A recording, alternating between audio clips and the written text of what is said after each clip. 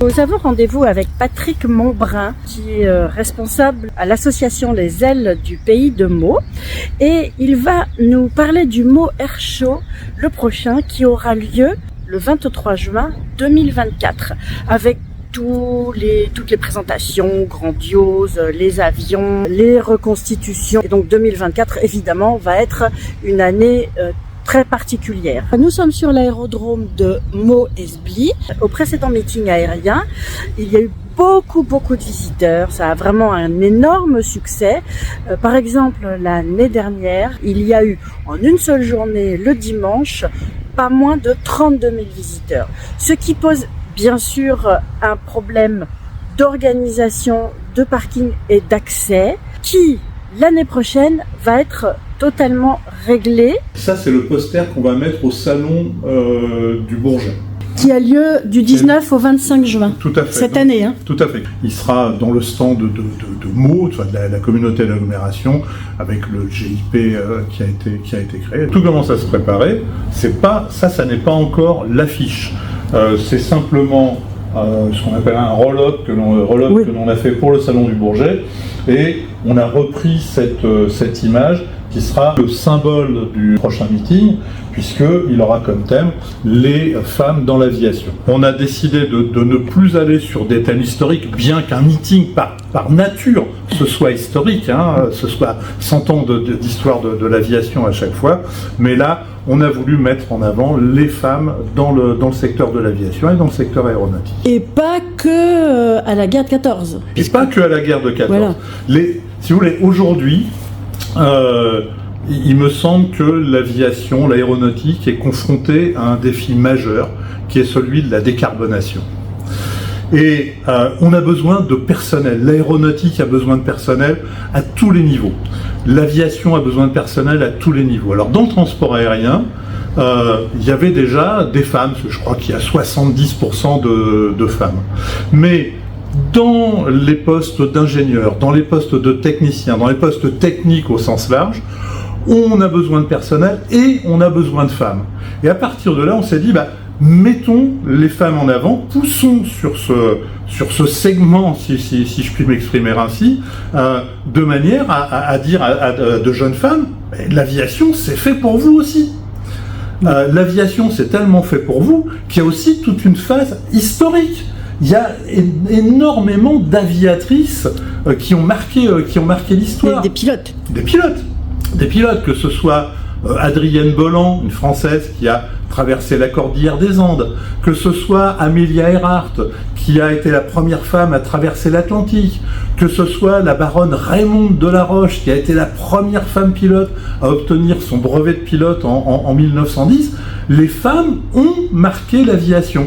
Donc, hommage aux femmes, honneur aux femmes, à l'occasion de la prochaine manifestation aérienne Meaux Air Show.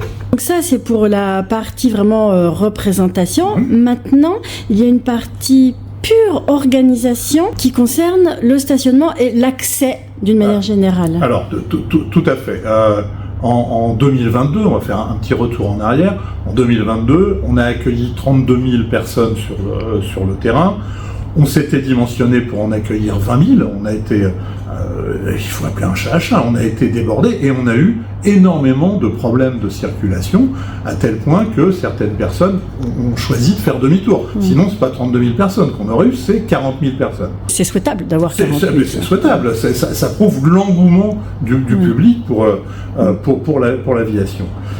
Maintenant, on ne pouvait pas rester dans cette situation qui était limite, à certains moments, limite dangereuse. On a échangé avec la gendarmerie, on ne pouvait pas avoir sur les routes et des voitures et des piétons et des bus, c'était pas imaginable. Donc on a travaillé très en amont, depuis le mois de janvier, on a commencé à travailler, notamment avec la gendarmerie et la police, pour trouver une nouvelle solution. Et cette solution, il semblerait qu'on l'ait trouvée, puisqu'on va louer un champ qui va se situer à 1 km de l'aérodrome, un champ de 25 hectares qui va nous permettre d'accueillir 15 000 véhicules. Donc il est plutôt côté Meaux, plutôt côté il est plutôt côté Esbly. Pourquoi ? Parce qu'un autre des enjeux, c'était de ne pas boucher les accès, la A140, comme on l'a fait en 2022, où c'était quand même bouché jusqu'à Disney. Et ça, c'est pas possible. Et en prenant un parking côté Meaux, on continuait à boucher la A140. Donc on l'a pris de l'autre côté, on a trouvé un champ, et les voitures et les motos seront sur ce parking.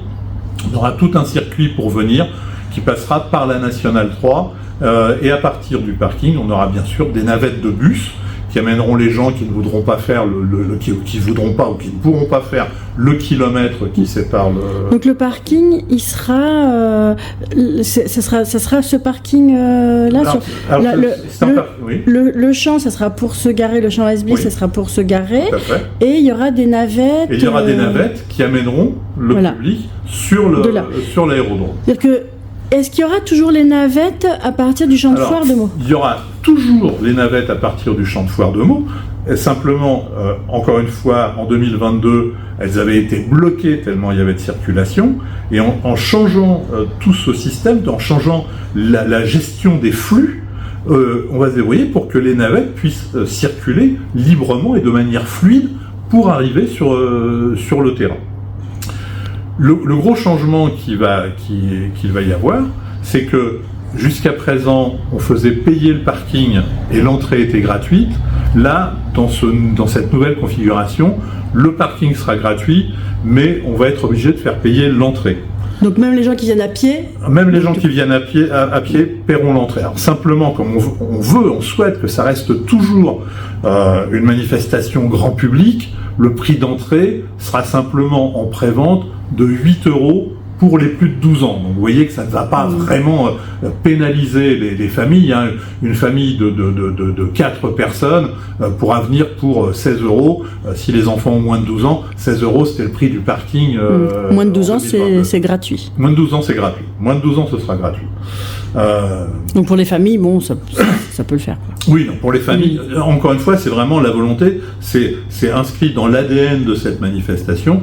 On souhaite que tout le monde puisse y avoir accès. Il faut savoir que une manifestation de ce type à d'autres endroits que je ne vais pas citer, c'est pas moins de 30 € l'entrée. Hein. C'est ce que vaut réellement ce type de manifestation. C'est un grand spectacle que l'on propose pendant toute une journée. Il y a des coûts qui sont non neutres. Bah oui. Bien sûr, il faut bien payer le carburant. Alors, faut payer le carburant. Et encore, c'est pas ça qui va être le plus cher. Ce qui va être le plus cher, c'est on n'a pas moins de 4000 mètres de barrières installées. Faut louer des barrières, faut louer des barnums, faut louer des tentes. Il faut installer de l'électricité. Donc il nous faut des groupes électrogènes. Donc il y a tous ces coûts. Les équipages, il faut les loger. On réserve pas moins de 4 hôtels pour loger les équipages. Il faut les nourrir. C'est 1200 repas qui sont servis rien que aux équipages et aux bénévoles sur 2 jours. Tout ça, ce sont des coûts qui sont extrêmement importants. Et puis derrière, les avions, ils ne viennent pas gratuitement. Il faut les payer. Le budget avion, pour vous donner un ordre d'idée, c'est pas moins de 140 000 €. Donc rien que les avions, c'est 140 000 €. Donc pour faire venir les avions de collection qu'on va voir voler, qui vont faire leurs démonstrations, qui vont être en exposition, parce que je ne sais pas si tous volent. Il y en a quelques-uns qui sont en exposition, mais la majorité va voler. Et c'est un budget qui est un budget très important. Et puis il y a les assurances. Une manifestation comme celle-là qui va... On pense qu'on aura 40 000 personnes l'année prochaine, on doit être assuré en cas de problème. Il faut toujours aller raisonner au pire quand on organise ce type de manifestation. Donc 2 ans à l'avance, c'est pas de trop. Non, 2 ans à l'avance, c'est pas de trop par rapport à la petite équipe qu'on est. On est une association, on est une petite association. On grossit les équipes à l'approche de l'événement, mais très en amont, on est très peu à travailler. Aujourd'hui, on va chercher des financements, on va chercher des partenaires, on va chercher à monter notre budget pour justement pouvoir derrière proposer une entrée qui ne sera qu'à 8 € en prévente. Sinon, on n'y arriverait pas. Le premier, il a eu lieu quand ? Le premier, il a eu lieu en 2014. C'était À l'origine, juste pour la petite histoire, à l'origine, nous ne souhaitions pas faire une manifestation aérienne. On souhaitait simplement faire... C'est loupé. Voilà, c'est loupé. On souhaitait simplement faire des journées portes ouvertes. Et puis, c'était 2 aéroclubs de la plateforme qui s'étaient dit, on va faire des journées portes ouvertes et on va les faire sur le thème de la guerre 14-18, puisque c'était le début du centenaire 14-18. Et derrière, il se trouve une relation que j'avais m'a proposé d'avoir un Rafale qui vienne. Et à partir du moment où on avait un Rafale, on n'était plus en journée porte ouverte, mais on devenait une manifestation. Oui, parce que ça sert à quoi d'avoir un Rafale s'il vole pas, quoi. Voilà, exactement, exactement. De toute façon, il n'aurait pas pu se poser sur le terrain. Oui. Donc, on a eu ce Rafale qui a fait grande impression à tout le monde. Il est venu de Saint-Dizier, le Rafale, et à l'époque, la base de Creil était encore active, et il s'était basé sur la base de Creil. Les Rafales qu'on a, la base de Creil a fermé depuis, et maintenant, les Rafales que l'on a vont se poser au Bourget, sur l'aéroport du Bourget. Et donc on a démarré en 2014 comme ça, et à notre grand étonnement, on a eu énormément de monde qui est venu, on ne s'y attendait pas non plus. Donc on a renouvelé ça en 2016, et puis en 2018, 2020 il y a eu le Covid, et puis la dernière fois, 2022, c'était sur le thème de l'escadrille Lafayette. Côté environnement, on peut se poser des questions. Quels sont les points positifs ? Alors, si vous voulez, dans une manifestation aérienne, contrairement à ce qu'on pourrait voir, comme dans toute manifestation, l'élément difficile en matière d'environnement, ce sont les voitures. Ça, c'est l'arrivée, c'est le public qui arrive avec ses véhicules. Sur Meaux, depuis 2018 maintenant, on a mis en place des navettes de bus gratuites à partir de la gare de Meaux. On va les multiplier encore en 2024 de manière à ce que les gens puissent venir grouper sur le terrain. En 2022, on a eu 800 personnes qui sont venues à vélo. On avait 800 vélos qui étaient là. On va se débrouiller pour avoir 2000 vélos. C'est notre challenge pour 2022. Et puis, au niveau environnemental, on fait également de gros efforts sur site avec du tri sélectif. On fait de gros efforts en termes de communication avec un minimum de papier, un maximum de communication via les réseaux sociaux, via le web, etc. Vive MacJournal. Julien Lancelot, vous êtes instructeur à l'aéroclub de Meaux ? C'est ça, à la CDF, ouais, tout à fait. Vous participez à l'organisation du Meaux Air Show ? Je l'ai fait 2 années en tant que bénévole. Ouais. Et la 3e année, j'ai effectué les baptêmes en tant que pilote bénévole.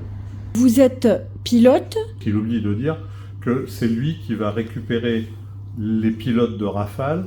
Une fois qu'ils ont fait leur show, il va les récupérer avec un avion au Bourget et il les ramène ici. Alors, donc il a la chance d'être en contact direct avec les pilotes de Rafale. Pour des pilotes comme nous, c'est vraiment l'élite. On est quand même admiratif devant ces gens-là. C'est sûr. Les pilotes de Rafale, avec le Rafale Solo Display, il y a toujours un spare, c'est-à-dire un avion qui est là au cas. Donc il y a 2 pilotes de Rafale avec le Rafale Solo Display. On espère qu'on aura les Rafales de la Marine en 2024, donc ils viendront à 2, ça veut dire qu'il y en aura un 3e, donc ça fera 3 pilotes de plus, donc il y a beaucoup de pilotes de Rafale.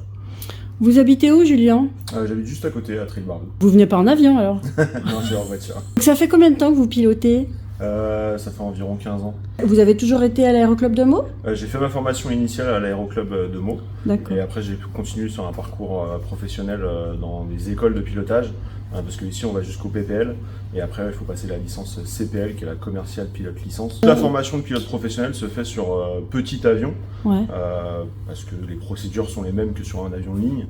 Et puis pour des réductions de coûts, tout simplement. Mais effectivement, j'ai appris à piloter ici le pilotage du PPL, donc la pilote private licence, pour après continuer sur une carrière professionnelle et la qualification d'instructeur aussi. Donc c'est votre métier, instructeur ? Oui. Ça veut dire que vous venez ici tous les jours, vous donnez des cours ? Pas tous les jours, je partage ma semaine parce que j'ai une autre activité aussi à côté. Donc 3 à 4 jours par semaine, je suis sur le terrain pour donner des cours à nos élèves. Et aux pilotes aussi pour les réentraîner quand ils ont besoin et repasser leur licence tous les 2 ans, ils doivent repasser un check avec un instructeur pour être sûr qu'ils sont encore dans les clous et qu'ils n'aient pas pris de mauvaises habitudes. C'est extrêmement important ce qu'on est en train de dire là. Beaucoup de gens voient l'aviation légère, comme on fait, comme étant une aviation exclusivement de loisirs. Avant tout, les aéroclubs, ce sont des écoles, des centres de formation. Julien, en ce moment, il n'a pas moins de 24 élèves ou quelque chose comme ça, je crois. Ces élèves, pour une grande majorité d'entre eux, ce sont les futurs pilotes professionnels. 80% des pilotes professionnels passent par des centres, par des aéroclubs, comme il y a sur l'aérodrome de Meaux. Et avant, encore une fois, d'être une activité de loisirs, nous sommes des centres de formation. C'est important de le noter. Et alors, quand vous dites pilote professionnel, est-ce que vous pensez pilote de ligne ou pas forcément ? Alors en fait, la qualification de pilote professionnel, elle peut ouvrir accès à être pilote de ligne, Ouais. mais vous pouvez aussi être pilote pour faire de la photo, pilote pour faire de l'aviation privée, avec des jets privés, des choses comme ça. C'est les mêmes qualifications qui emmènent du pilote de ligne au pilote qui va faire des photos.